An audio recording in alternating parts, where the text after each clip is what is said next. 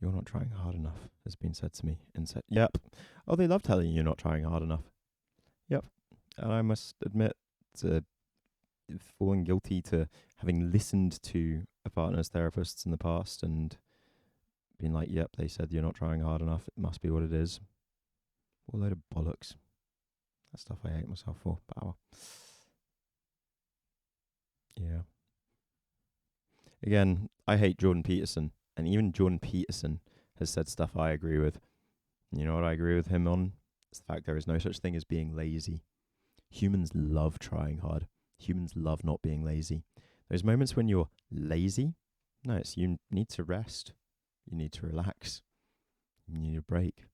You spent a lazy day on the sofa, but then you just spend all week doing stuff. So you're not lazy. All those times when you're like, oh, I'm just being lazy. Are you actually being lazy? Or is your brain and body screaming at you, I need some rest? And then societal expectations upon you and intrusive thoughts in your brain are saying, yeah, but if you rest, you're lazy. I just want to play some video games and relax for the day. Yeah, but that's lazy. You know? Why? Why?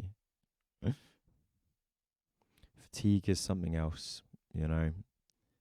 And again, your fatigue also comes from a place of physical ailment and medications.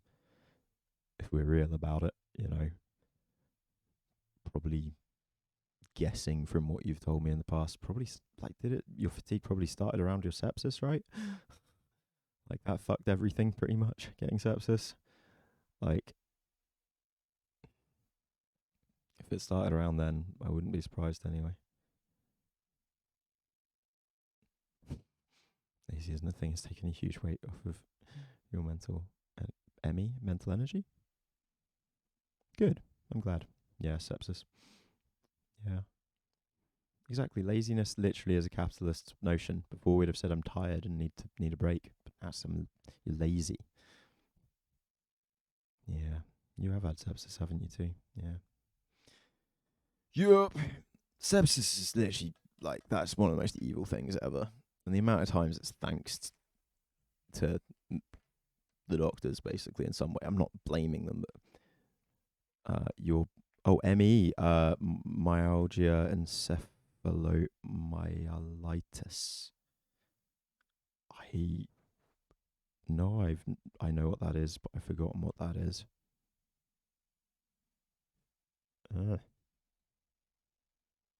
Oh my god, why is it trying to give me so much? It's yeah, right, yeah. Brain fatigue, exactly.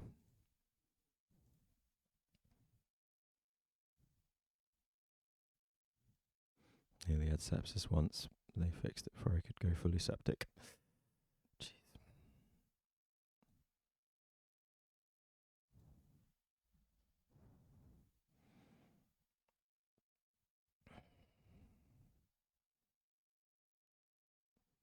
I think Cheddar's an invulnerable human being, to be honest with you.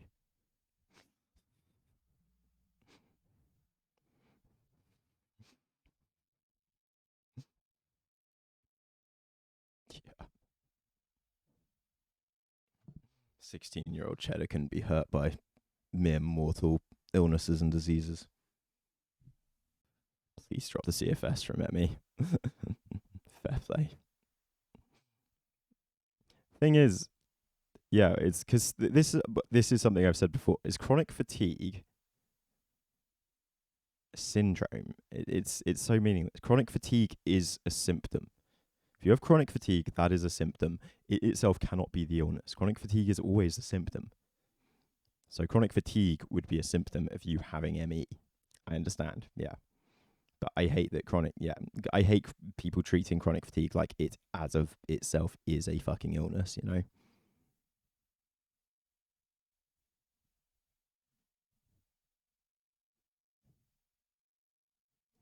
I think, yeah. That's the problem, Angie, is that chronic fatigue is, people say it's an illness. They say it's an illness. The doctor says, okay, you've got chronic fatigue syndrome. And you're like, But what does that mean? And you start looking it up, and it's symptoms. You have symptoms, and your symptoms could mean 100 different things. Chronic fatigue could be caused by you have cancer. Chronic fatigue could be caused by you have depression. Chronic fatigue could be caused by you have psychosis or schizophrenia. Chronic fatigue could be caused by you have flu coming on. Chronic fatigue could be caused by you're recovering from coronavirus. Chronic fatigue could be caused by you're recovering from flu. Chronic fatigue could, it's and treating it like it's an illness as of itself, they just lay it on you. Yeah, but it's called chronic fatigue. In the NHS, you will go to the doctors. If you report a set of symptoms, they will say to you, oh, you may have chronic fatigue syndrome, right? And then you're fucked if that gets put on your diagnosis sheet. That is a fuck you on the diagnosis sheet. Now, ME itself isn't something I know much about, other than it has a very long, fancy name. And I think it is shown up on brain scans as like inflammation or something of a certain part of the brain that causes debilitating bouts of chronic fatigue. It is an illness, though, that we can see. And I think it is also still caused often by things like long COVID, which we know is causing inflammation in people and stuff in interesting areas.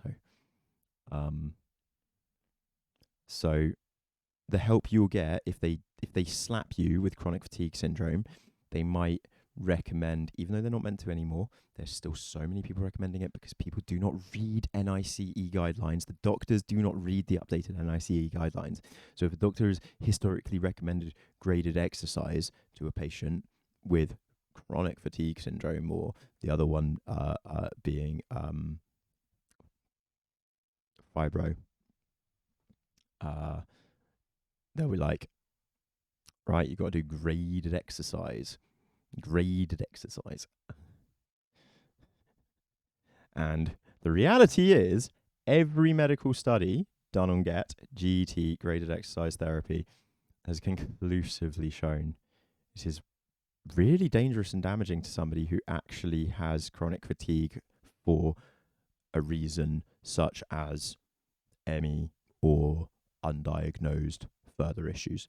Again, you have bowel cancer, and to treat your bowel cancer, which the only symptom you have of bowel cancer so far is the fact that you're fatigued, you're fucking fatigue. So they're like, right, do some exercise. And it's because you have bowel cancer that hasn't been picked up, because they've decided to tell you have fucking fatigue. And so you work out, and graded exercise means you have to do a bit more each day. So one day a 100-meter walk, next day a 200-meter walk, next day a 300-meter walk, and you have to increase it every day. It's not like even gym bros will teach you with like, me and you, we talked a lot about working out and stuff. We know, like, it sounds like the way you do steps with your workouts and stuff, but it's not. It's more like, no, every fucking day increase. And if you don't, you're not trying hard enough and you're lazy. And then fucking 4 months of that later, they're finally like, oh, let's maybe give them a scan. Oh, they've got a malignant tumor. Oh, they've got a thing, they've actually got major asthma or something. It's such a way for them to ignore you for a bit and see if it just goes away and passes. But the problem is, people with mental health conditions will just have their mental health condition and then get passed off, and then you don't have the energy. You're too depressed to fight your case. So that you get passed off, and they're like, right, they don't really have anything wrong with them because they've not come back. But it's not that you don't have anything wrong with you. It's that you're mentally unwell and you're exhausted.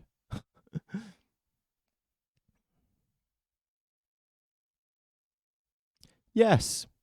This is why I'm saying you know exactly what I'm talking about right here, motherfucker. You know exactly what I'm talking about. I bet she gets better treatment where she is now, doesn't she? Yeah, I know. Your mum literally got as screwed by the NHS in every shape, way, and form I can fucking imagine, to be honest. fatigue from hypermobile ALS down loss. Welcome to the club. We have so many with EDS in here. Well, yeah, you can't have ALS down loss and not have a screwed immune system.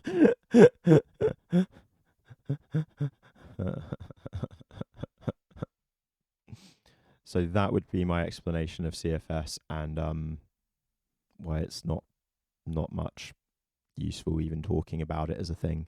It's why you don't often. I've never bring up CFS really. I would talk about people having fatigue and being fatigued from things, but I don't. CFS is such a like BPD.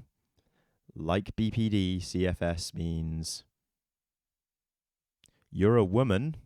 And we don't have to treat you anymore.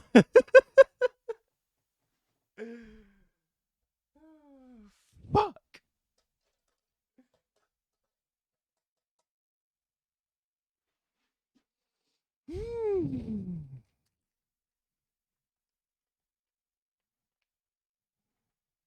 Oh, we have many bendies in here, Cryptid. I live with a bendy. My best mate from school and childhood's a bendy.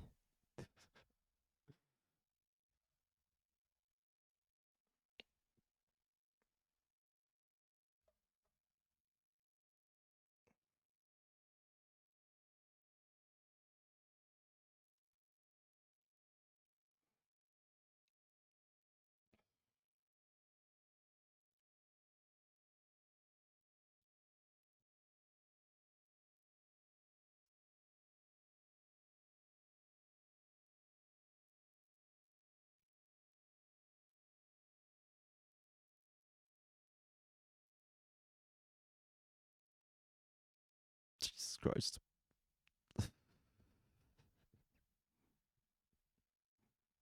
I was chatting to my housemate about that, and he agrees with me that probably most contortionists have EDS. But it's the power of if you get childhood, if from childhood you get physio and physical therapy every single day of childhood and spend your entire life in a pool and in gym as a child, and then your entire teenage years and then your entire adulthood as well. That's how to not end up in a wheelchair, basically. But it does require being incredibly affluent and stuff too. But yeah, he agrees that most contortionists probably are EDS. Cheddar, Nixie has EDS, and that's why Nixie was pulled out of school for an hour every day, physio, and used to spend his life swimming. And Mark doesn't just have the Crohn's, he has EDS as well. Fuck, that explains so much more. Oh, for fuck's sake. Yeah, and getting diagnosed later in life just really fucks you in so many ways. Difference between having GPs as a doctor and not, eh? GPs as parents and not, sorry, GPs as a doctor. Talking English there. Yeah, my best mate literally has parents are doctors, so daily physio, swimming 2 hours a day, 5 days a week after school, badminton, hour a day, 5 days a week after school, physio, hour a day, every day of school. And thanks to that, he is, I mean, he's a shining golden god, you know. But he can still dislocate. He's still dislocated more times than many people, than basically anyone I'd ever known until moving in here. That is a fucking party trick. Pop. Can't keep it in though.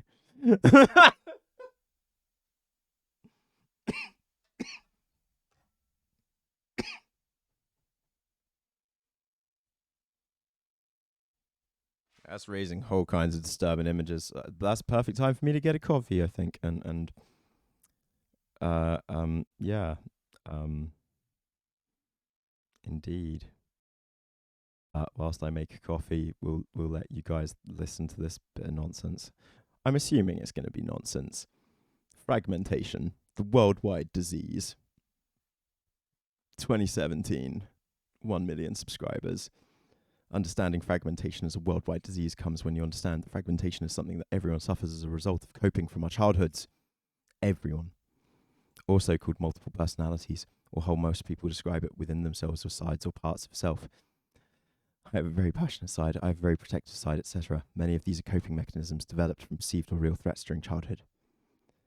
Teal Swan is a revolutionary for personal transformation, a renowned author, speaker, and social media star. She travels the world teaching self-development and teaching people how to transform their emotional, mental, physical, and spiritual pain. Let's go. Oh, this sounds fucking